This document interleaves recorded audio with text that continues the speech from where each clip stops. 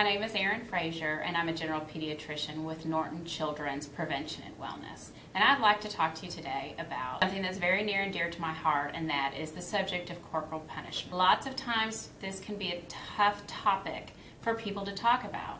And why is that? So many people that I've talked to about corporal punishment say things like, well, I grew up getting spanked, or somebody used physical punishment on me when I grew up, and I'm fine, so I don't understand what the big deal is. Well, many of us grew up where we didn't buckle our seatbelts, sit in booster seats, or sit in car seats. But we definitely buckle up our children and use booster seats and car seats for our children. We didn't have those car seats, booster seats, etc. And we were fine. So why do we make that change? Well, we make that change because we want to do the best thing for our children. We want to keep our children safe. That can roll over into when we have discussions about corporal punishment. Because what we know about corporal punishment is that it has a lot of negative consequences to the parent and to the child.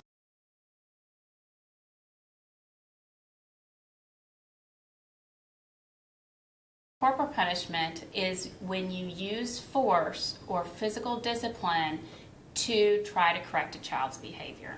And I'm talking about anything from spanking, hitting a child, using a switch on a child, pulling their ear, anything that causes physical pain as a form of punishment.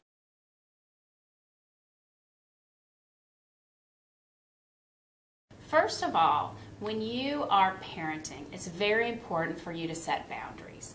And when you set boundaries, you need to follow through with them. So when parents use corporal punishment, they're much less likely to actually follow through with what they're saying the punishment is going to be. It's a lot easier to put somebody in timeout or to take away something than to go over and spank or hit a child. So you're just much less likely to follow through, and then you're not setting good boundaries for the child. Another thing we know, study after study shows that children that have and receive corporal punishment or physical discipline are actually much more likely to be aggressive. We also see them have increase in anxiety, depression, and other types of mental illness. We also know that it erodes the parent-child relationship. You cannot foster a good relationship when the child is actually scared of you. You would much rather the child start to learn right from wrong, or learn how to control their behavior because they want to control their behavior, not because they are trying to control themselves out of fear of what might physically harm them. The other problem with corporal punishment is that frequently it can lead into worse and worse punishment.